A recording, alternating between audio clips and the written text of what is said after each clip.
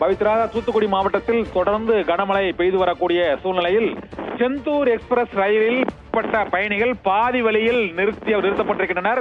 ஸ்ரீவைகுண்டம் அருகே நடு வழியில் காட்டில் செந்தூர் எக்ஸ்பிரஸ் ரயில் நிற்பதால் அவர்கள் ரயில் நிலையத்தில் இருந்து வெளியே செல்ல முடியாத சூழ்நிலை ஏற்பட்டிருக்கிறது. கடந்த 20 மணி நேரமாக அங்கு 1000 பயணிகள் முறையான உணவு குடிநீர் இன்றி தவிக்கிறார்கள். அவர்கள் எந்த இடத்திற்கும் அங்கிருந்து செல்ல முடியாத சூழ்நிலை. ஒரு 300 பேரை மட்டும் ரயில் பயணிகளை மீட்டு மண்டபத்தில் தங்க வைக்கப்பட்டிருப்பதாக தகவல்கள் வெளியாகி இருக்கின்றன. தொடர்ந்து நீர்மட்டம் உயர்ந்து கொண்டே வருவதால் ரயிலுக்குள் தண்ணீர் புகுந்து விடுமோ என்ற அச்சம் அவர்களுக்கு ஏற்பட்டிருக்கிறது.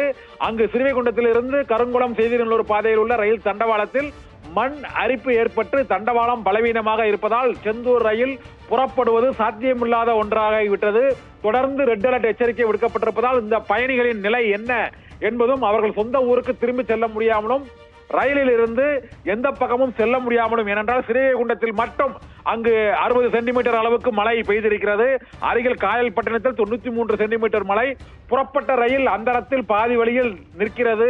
அங்கு தண்டவாளங்கள் அரிக்கப்பட்டிருப்பதால் முன்னும் பின்னும் செல்ல முடியாத சூழ்நிலை. ரயில் பெட்டிகளுக்குள் பயணிகள் 1000 பயணிகள் தவித்துக் கொண்டிருக்கிறார்கள். அவர்களில் சில 100 பேரை மட்டும் மீட்பு படகு அழைத்து சென்று விட்டது.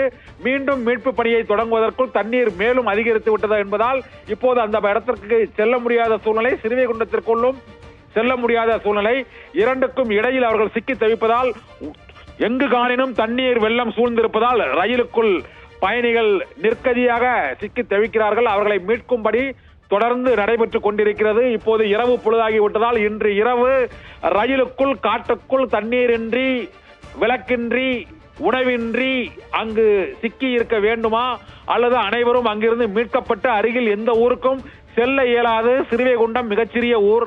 அருகில் உள்ள செய்திநல்லூர், அதிலும் மழை வெள்ளம் சூழப்பட்டிருக்கிறது. கருங்குளத்திற்குள் போன தீயணைப்பு வண்டியே காணவில்லை. இந்த சூழ்நிலையில் ரயிலுக்குள் இருந்து எவ்வாறு அந்த பயணிகள் வெளியே வரப்போகிறார்கள் என்ற சிக்கல் ஏற்பட்டிருக்கிறது.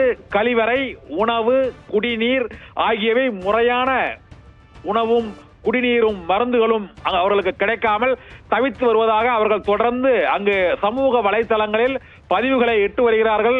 ஸ்ரீவைகுண்டம் அருகே ரயில் நிலையத்தில் சிக்கி தவிக்கும் அந்த 500க்கும் மேற்பட்ட பயணிகளை மீட்பதற்கான பணி தற்பொழுது தொடர்ந்து நடைபெற்று வருகிறது. பவித்ரா.